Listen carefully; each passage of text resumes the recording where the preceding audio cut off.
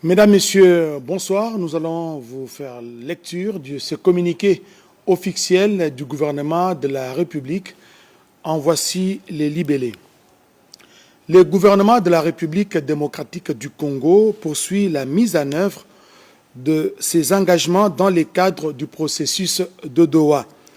Le gouvernement de la RDC informe l'opinion nationale et internationale qu'il a procédé à la libération de 15 personnes en exécution des engagements souscrits dans le cadre du mécanisme de libération des prisonniers signé le 14 septembre 2025 dans le cadre du processus de Doha. Cette opération, facilitée du 6 au 7 août 2026 par le Comité international de la Croix-Rouge CICR, agissant en qualité d'intermédiaire neutre, a permis le transport des personnes libérées depuis Béni et leur remise à l'AFC M23 après un transit par les territoires ougandais rendu possible par les autorités compétentes de ce pays. Elle s'est déroulée avec le consentement des personnes concernées et dans le respect des impératifs de sécurité, des dignités humaines ainsi que de mesures sanitaires requises.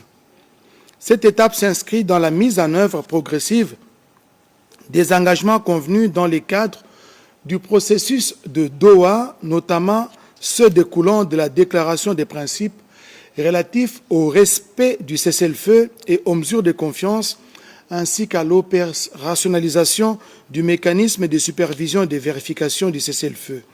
Elle s'inscrit également dans la poursuite des discussions en vue de la conclusion des 6 protocoles restants devant conduire à un accord de paix global.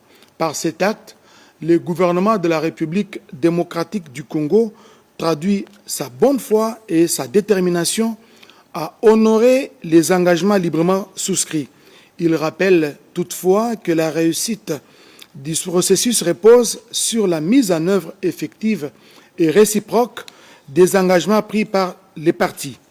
Dans le même temps, il condamne avec la plus grande fermeté les violations répétées du cessez-le-feu et des engagements convenus, ainsi que la poursuite des actions hostiles du Rwanda et de l'AFC M23 qui continuent d'entraver la mise en œuvre du processus et d'en éprouver la crédibilité. Le gouvernement appelle à cet égard à l'opérationnalisation effective du mécanisme conjoint de vérification afin que les incidents et violations allégués puissent faire l'objet de vérifications indépendantes sur le terrain, conformément aux engagements convenus dans le cadre du processus de Doha. Le gouvernement de la République salue les rôles d'intermédiaires neutres assumés par le Comité international de la Croix-Rouge dans cette opération et remercie les autorités ougandaises pour leur concours à sa facilitation. Enfin, le gouvernement de la République démocratique du Congo réaffirme son attachement au processus de paix et sa détermination à poursuivre de bonne foi la mise en œuvre de ses engagements.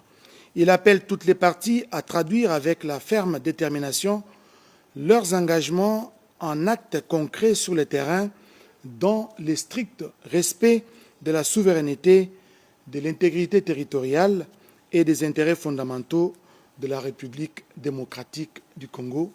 Fin de citation. À l'ère du numérique, la communication demeure encore au centre de la vie. La radio-télévision nationale congolaise reste le